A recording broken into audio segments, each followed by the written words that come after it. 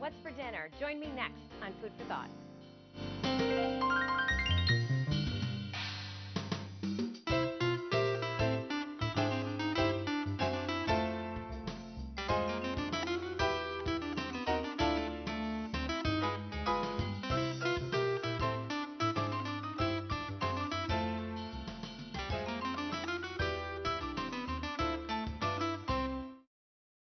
Hi, I'm Jodi Risse, the host for Food for Thought, and thanks for watching. Today I'm joined by Erin Kennedy from the Maryland State Department of Education. She's a registered dietitian, and she's responsible for many of the programs that we do right here in Anne Arundel County.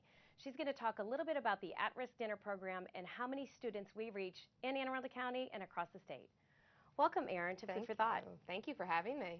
Can you tell the viewers a little bit about yourself and your role at Maryland State Department of Education? Sure, I'd be happy to. I'm a registered dietitian, as you mentioned. I also have my master's in public health, and I've been working in pediatric nutrition for over a decade now. At Maryland State Department of Education, I work in the Office of School and Community Nutrition Programs as the coordinator of select education initiatives and effectiveness. So my role varies across all of the child nutrition programs. I'm responsible for outreach, I dabble in marketing, I'm the liaison from our office to all of our partners and the wonderful partnership we have at the state level. I also do a data collection, analysis, and anything that they really need in the office. And something that's near and dear to Anne Arundel County is just the whole local and the farm to school program. Absolutely, absolutely. So I work with a counterpart in the Department of Ag to oversee farm to school for the state and see how we can incorporate Maryland grown and local products in all the child nutrition programs. Yeah, so it's really, I think the hat that you wear there is just so inclusive of everything that we do, because I think everybody talks to us about, the National School Lunch Program. Right. And it's what do we do for breakfast, what do we do for lunch?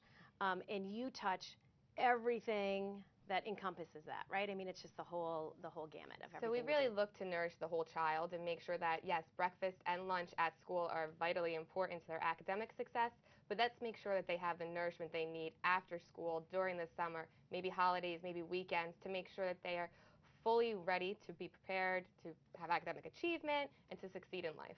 Yeah, and I can't thank you enough. I know you and I are on some committees together, and we do a breakfast challenge. There's a breakfast challenge that was going on in the state of Maryland, and I think it's always so nice to hear when you're on the conference call or when you're in the meeting, because you're grounded. You know how important nutrition is, and that connection to the curricular achievement, and just them being the whole child being a well child, right? Yes, thank you. Yeah, I think my role, particularly at MSDE, allows me to combine the most idealistic nutrition goals with the reality of what we can do in food service. So I like to kind of communicate how programs operate, what is realistic for a community, for a school system, and then combine all of the nutrition goals that we want to get to that whole nourished child. Yeah, and I would agree with you wholeheartedly. I mean, we feel that and we sense that each and every time we work with you. Great. So thank you so much. You're a true value for us and a resource that we call upon often. So I think for viewers watching, they would know that you and I are often on the phone saying, hey, Absolutely. what are you doing with this and how can we enhance that? Well, it's a pleasure on my end to work with you guys as well. Okay. Well, thank you so much. Let's delve into the at-risk dinner program. So I think for many viewers watching, they're going to say, what does dinner have to do with the school system, right? So I guess I'm going to put you on the spot here for our first part of the segment here. Just tell the viewers a little bit, what is an at-risk dinner program and who sponsors this? Why are schools involved in such a program? Sure. So the at-risk after-school supper program is a relatively new program when you think about all the child nutrition programs administered through the USDA. So it started in Maryland in about 2009, and then it became available nationwide in 2010 with the Healthy Hunger Free Kids Act. And what the at-risk supper program does is it combines educational and enrichment after-school programming with this nourishing, wholesome meal for the child. So after-school programs that are offering educational activities, enrichment activities, they can qualify for federal reimbursement to serve healthy suppers to the children participating in that program. And there's some program requirements that go with that. So, always.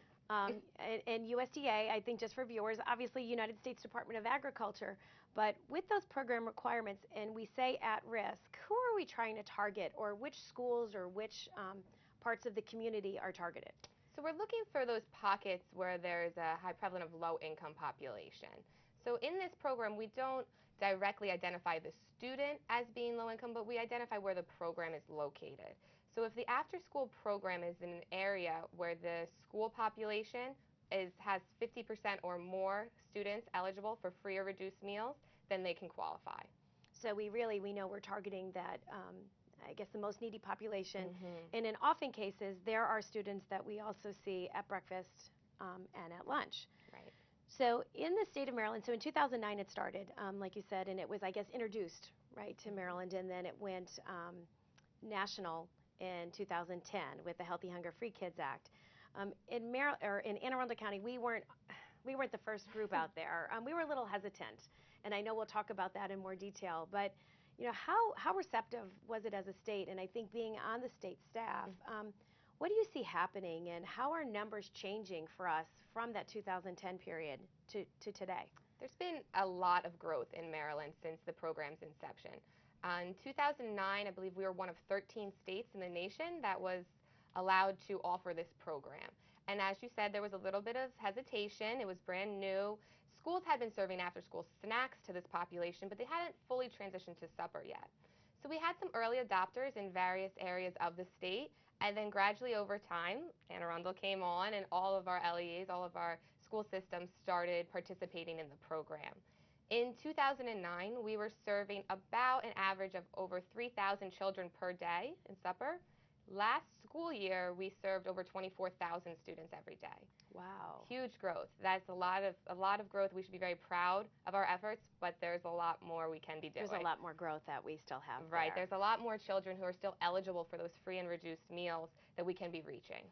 Now, if somebody was watching today, we know we do it in schools, and I think we're going to talk about that, but somebody's watching and they're in a rec center or they're a church or a faith-based community. How do people get started, or what would you say to somebody watching? I mean, I know they can always call us in Food and Nutrition Services here in Anne Arundel County. Right. And my number, and I know they have, is 410-222-5900. But how would someone get started, or how do they know if they're eligible to participate? One of the things I really love about this program is that it's not just a school-based program. Right? You can be a faith-based center. You can be a community-based center. If you are offering education and enrichment activities, which can be homework help, tutoring, chess club, computer skills, life skills, if you're doing that for the community, for your children, then you may qualify. Right? So that's one of the nice things. It really combines that education and enrichment and that nutrition, and it makes it available to the whole community, not just in the schools themselves. So if you are interested, if you think that this could possibly be something that would complement your program, because what we are finding is that programs that are offering food, offering healthy suppers, are drawing more children in. So if you think that you may qualify, you can contact your county food and nutrition service director. So whatever county you're in, you can look up the school system and the food and nutrition service director, or you can contact my office at the state. The phone number is 410-767-0199, or you can go online to eatsmartmaryland.org. Okay, and then that way they can see, here's where I'm located, how can I move forward, right? Or how can I reach more students in the community? And what we love in Anne Arundel County, and I think we stress it over and over, is we just keep creating healthy students and healthy schools, and it really cultivates the community of wellness. And this program clearly is cultivating communities of wellness. It reaches so far into the community. It does so much it's not just about providing healthy meals. It's really about getting kids involved in hours of the day that are typically at risk for risky behaviors. So we know that between 3 p.m. and 6 p.m., children who are unsupervised, which there are a significant amount of children unsupervised during those hours, are more likely to engage in risky behaviors if they're not in a program, after-school program. So this really combines the importance of after-school programming with nutrition. That's really, really a nice way to tie that in, because I think when they are with us, and I'm just speaking when they're in the schoolhouse, but it could be in any of the centers, we definitely know what they're doing. They're with us. And if we can further educate, further enhance their skills, like you said, I love how you talked about the life skills. What better way to really have them well-rounded and ready to succeed as adults? Absolutely.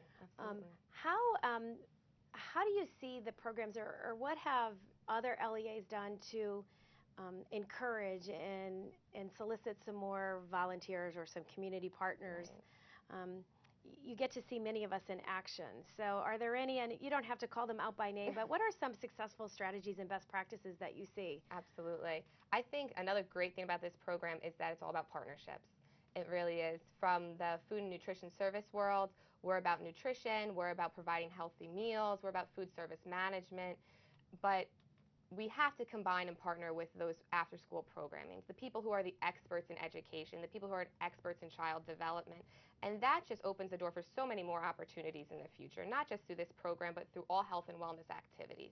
So definitely forming partnerships, maybe even county-level work groups where you can start to identify where could a new site be, what is an underserved area, what programming is going to draw the children. I did research a few years ago in DC actually on the program, and what we found is that we were really missing this teenage population, and these older children were not coming. So in these work groups and these partnerships, you can start to identify what programs are going to draw teens in. What do they want to know about? And what we learned in DC is they really want to learn job skills. How can they start making money? How can they be a good employee? How can they write a resume? And that would start to draw in the teenage population so that they would gain that skill as well as have the healthy meal. Yeah, and I think it just puts, especially in food and nutrition services, it puts us in a whole different light, and we have a whole different relationship then with these partners. Right. I think it has enhanced our service here in Anne Arundel County because we have great partners that we can have as our voice of what we do all day and then how we enrich their program after hours on Saturdays or on holidays. Absolutely. So it really has, and I think it gives everybody a better understanding of the reach that we have as a school system, and with our, close to 80,000 students, just how many do we reach, and how more can we service the schools, the communities, or the community partners that are out there. So it really has. It's worked very well for us. Nice. We talked a little bit before the show. We have one of our partnerships is with the Anne Arundel County Department of Recreation and Parks, and they often say, it seems too good to be true. Right, right. Mm-hmm. Right, so they get the benefit. They have the enrichment activities. Like you said, they're the experts in that field, and we get to provide, healthy snacks or healthy meals, that healthy dinner meal, to really keep it enriched, keep it robust, and keep it where they're fueled and ready to learn and have that activity at the end of the day. Right, and you mentioned a good point there. They were almost surprised that you were able to do this. Mm-hmm. Because this program is so new, awareness we find to be one of our biggest barriers. A lot of times these programs exist. They're being run by maybe the school, maybe a volunteer group, and they don't know that they have a food program out there that might be complementing their enrichment program. So we, at the state level, work to kind of increase awareness and make those connections between programming and the food and nutrition services. And it's something that I think we struggle with here too. Mm-hmm. I think as we are connecting those dots and as we have that communication with our key partners in the community, it really is blossoming, and it's enhancing our program more. But it takes time. It takes time and a lot of legwork. Right. It doesn't. I think I was a little bit, I'm not going to say I was a naysayer, but I think originally I'm like, are we really going to do dinner too? Mm-hmm. And now I can't think of how else can I reach out to find another partner, and how can we best communicate it, which I think today's show is a perfect example for all of those watching, that we're here, we have something for you that is a great service and a great enhancement to the program that you already have. And it really just enriches our youth more than we could ever imagine. It's amazing when you go into these sites and you see what's going on. It's not just the children getting the meals, sitting down and eating. They're learning table manners. They're discussing their day across the table with their peers. They're sharing their experiences together. You see older children helping younger children. Some centers will do a family-style kind of service, and this might be the only opportunity that this child has to sit at a table and talk about his day with someone over a healthy meal. So those type of experiences they enrich the whole program, the enrichment program, the education program, the food program. It's letting a child sit down and relax and enjoy his meal with the company of his peers. Yeah, I think that's so key, and I want to touch base on that as soon as we come back from the break, because it's something that as registered dietitians we talk about all the time. Yep. Don't go away. We're going to be right back with Erin Kennedy from the Maryland State Department of Education. Did you know that your local public library offers free early literacy programs, specially designed for your baby, toddler, or preschoolers' growing needs in mind? Programs are offered at all Anne Arundel County Public Library branches every week year-round. We're committed to preparing children for school and for life. Visit www.aacpl.net for details.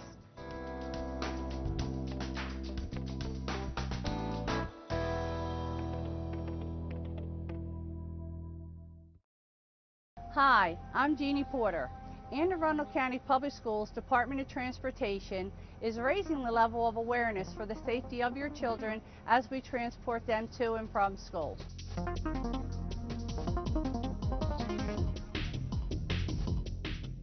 When a school bus stops to load students, as a driver, this is what you will see. At 150 feet, the bus will activate hazard lights. At 100 feet, the bus driver will activate the amber lights. They will start slowing down.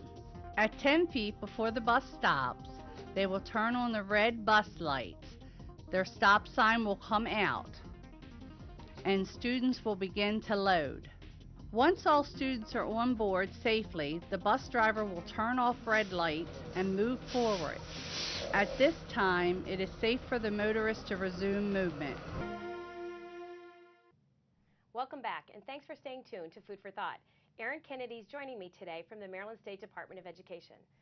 Erin, our first segment, we talked so much about the at-risk dinner program, and right before we broke, we talked about the family dinners. And I think it's something as registered dietitians, and I think as moms, I would love to talk about this to the viewers. And I know it's a little bit of a sidebar, but it's so important to eat with our children.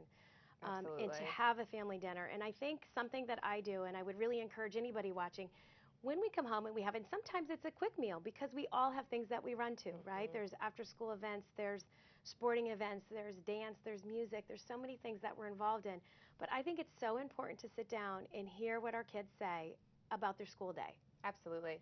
Priceless. When people ask me, why did you become a dietitian? It's funny, I actually say to them, well, as a child growing up, it was vitally important to my parents that we sat down and had family dinner every night, and there was no TV, and their phones were turned off, and we did it every night. But I noticed in my generation, I had a lot of friends who were coming from divorced families and who were not eating with their parents, and they were eating in front of the TV. And so I would ask my parents, why are we doing this?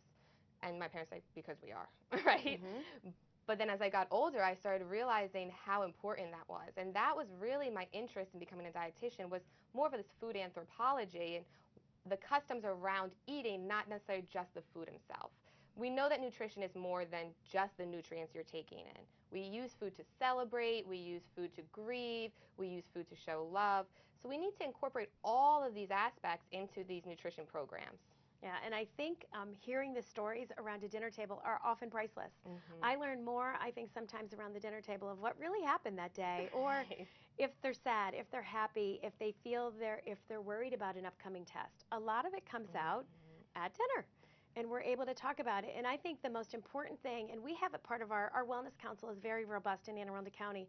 One of our underlying goals and objectives every single year is that we'll be good role models. Absolutely. So everybody, if you are the teacher, the principal, the custodian, our food service, great staff that we have out there, and I feel the same at home. I think moms and dads or grandparents, whomever the caregiver is, what better way to be a role model at dinner and have your fruits and vegetables, fill half of your plate with fruits and vegetables, and really try all the things that are on the table. Absolutely.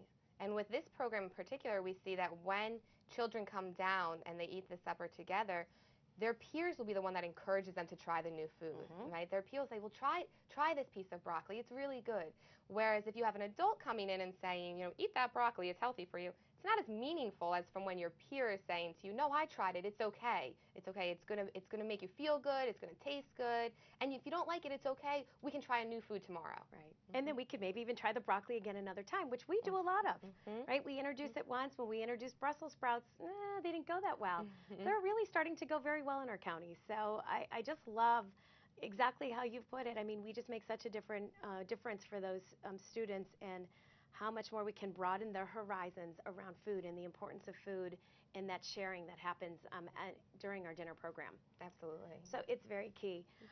Let's talk about the partnerships in, I think, Anne Arundel County. Okay. So you know, and we talked about it already, that when this program was first presented, I was a little bit hesitant. I was the supervisor at the time, and I've been here for over 20 years. I just didn't know how dinner fits. How do we do an at-risk dinner program? I understand the need and the locations in that area eligibility, but how do we do it? How do we find staff? How do we train staff? How do we make sure that schools have enrichment activities, be it, like you said, chess clubs, homework help, arts and crafts, learning French, whatever it would be. And it was, us opening our doors and being transparent in who we are and what we can provide and reaching out to those partners. So, I would really encourage anybody watching today to call me. If you're in Anne Arundel County and you think you have a group of students, or you have the group of students after school, call me so we can work something out. And I think it's that trust that we build together. And obviously, I'm going to come to you. I'm going to say, how can we reach this population, or how can we work with faith-based community? Right. Are there others for some, and we do it very little in Anne Arundel County, but and I guess I'm going to share our numbers first, because we started obviously with 0. The first year we did about 24,000. We jumped to 43,000, and then we jumped again to about a 69,000. This year we are far going to exceed that. I mean, I really think we're going to be 80s, 90s, 100,000 meals. So it's unbelievable, but it takes time. How can we do a better job at reaching that faith-based, or how could we deliver, so somebody that's in a location other than the school? Because I keep looking at, I have these students in school, but I would love to open the doors and go to faith-based locations, to the rec and park locations, which we do very successful, but they're usually housed with us. Right. I think, again, going back to that partnership and forming that partnership, and just, as you said, being open and transparent and willing to share the program details with people, because you never know who's going to know the person, right? You never know, is it going to be a parent of a child at a park and rec who knows of a faith-based organization that might benefit from this? And I think just having that dialogue frequently and openly is key to make sure that message gets out there. And then actively seek partners out. Find out, maybe using your local management boards. You can go to various nonprofit organizations that we work with both at the state level and come down to the local level, and they can help you identify maybe some of those. They're not school-based sites, the community-based sites. You can work with YMCAs, Boys and Girls Clubs, any kind of youth centers, and reach out to the faith community as they might know it as well. Yeah, and I think that's some key groups that we're not necessarily reaching. I think we do things in the summer with a lot of the local agencies, like you said, but not necessarily an at-risk dinner or at the dinner meal or the after-school supper program. So I think we need to do a better job here in Anne Arundel County, and I'm hoping the show today and people watching will say, I'm calling Miss Risse up, and I really would encourage that, so we can really set. And I would think the other thing to mention is that with the budget cuts and everything that goes on all the time, sometimes after-school programming has been cut. So we can't serve a supper if there's no programming. So if anyone's listening and they think, well, you know what, I have the skills to do an after-school programming, you can start forming your own little coalition of people. You may be able to form a program, and once you get more people involved, you can find funding and then reach out to Food and Nutrition Services. Right, so then we can partner, because we have the avenue for the food and just the healthy options. People often ask, well, what would be at dinner? And I still, as a registered dietitian and as a mom of 2 girls here in Anne Arundel County, I do the breakfast menus, I do the lunch menus, and I do now the dinner menu. Right. And we know in some cases we have our students breakfast, lunch, dinner. We have them Saturday because they're in some enrichment activities in our schools at breakfast and lunch. So we really look for that dinner menu to be different, not something that they typically see at lunch. We've tried some things and they weren't overly successful, but we just keep going back to the drawing board. We've looked at meatloaf, and we do different Asian lines, so different things that go with rice, and we added a cilantro lime rice this year. So we keep trying some different things because we know we have them, and we want to have our students that are enrolled in our programs experience as many different food varieties and options that they can while they're with us, so they can go home and talk about it. Right, and I had the pleasure of visiting one of your supper sites, and it was hot, and it was lasagna, and it was delicious. It was so delicious. And do you remember that was at that site, the cafeteria was full. It was completely full. So I believe at that school, and still to date, we probably serve about 300 or 350 dinners at night. And it was lasagna. They had garlic bread. They had salad. Side salad. And then we had some fruit. Obviously, we always have our fresh fruit. And then I think there was a hot vegetable. I don't remember that day. I think it was broccoli. Right. It was great. And the kids were so eager to share their experiences with me. As I sat down with my meal, and they were eating their meals, and they were talking about the music lessons that they were doing, and the theater clubs that they were doing, and drama, and the writing. And it was such an experience. It was, and I think I remember the students because a lot of them were in there with writing classes and doing, I don't even know. I mean, some of it was, I thought, quite elaborate for middle school students. But I'm glad you talked about hot, too, because somebody watching might say, well, what are the meals? And we're talking a little bit about hot meals. So we always provide them protein, right? So, and we do a 2-ounce protein. They always get 2 grain options. All of our grains in Anne Arundel County are whole grain. So everything that we provide, breakfast, lunch, dinner, and on Saturday is the whole grain component. We do our fresh fruits and vegetables, and they have a choice of milk. Now, we have some sites that are real small. Right. So we might work with Park and Recreation. There's only 25 students. We do cold meals.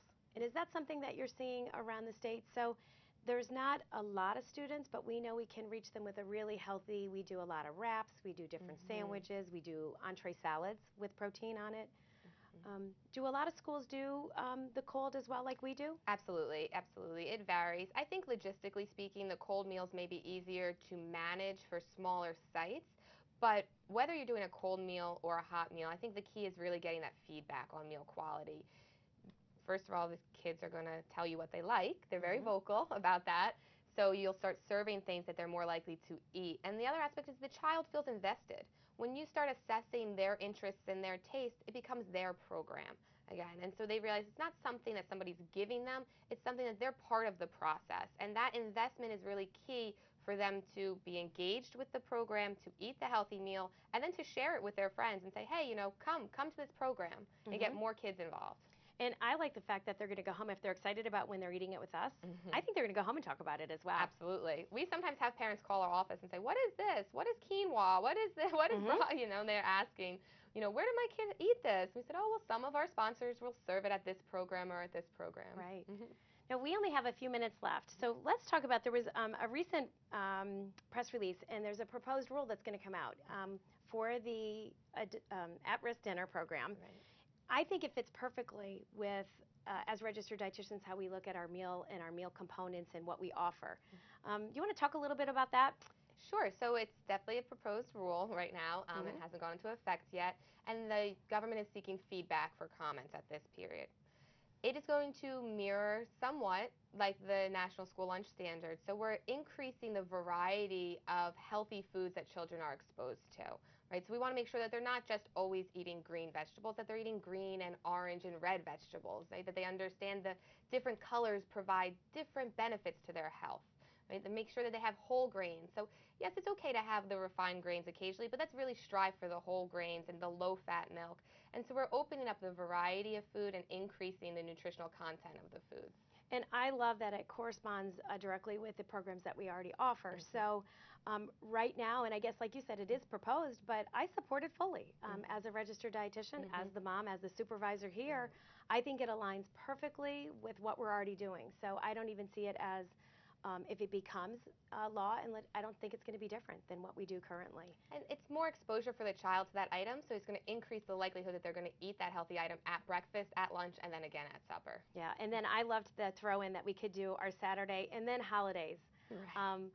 I don't know how many counties or how many states participate in holiday meals, but we do in Anne Arundel County. So we have had a school for the past 2 years that has provided meals at the holiday, and it was over the Christmas holiday or our winter break. So I think it's just instrumental to show the reach that this program can provide outside of the traditional school day. It makes it like the school is here for the community.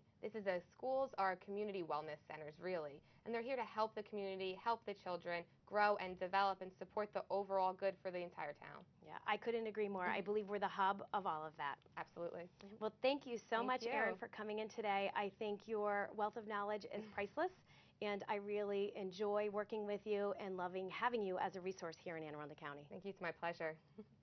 As you can see, the Maryland State Department of Education is key in our resource and our progress in the at-risk dinner program. In Anne Arundel County, we currently have it in 29 schools, and we're looking to increase that amount. We would love to work with outside partners, faith-based community. If you're out there and you have students with enrichment activities, please contact me at 410-222-5900. We would love to add you to the at-risk dinner program. If you have any questions about the school breakfast or school lunch program, please call me as well. I always look for new suggestions or comments, anything that you would like to share that I can enhance our program. Keep watching Food for Thought and join in the next time.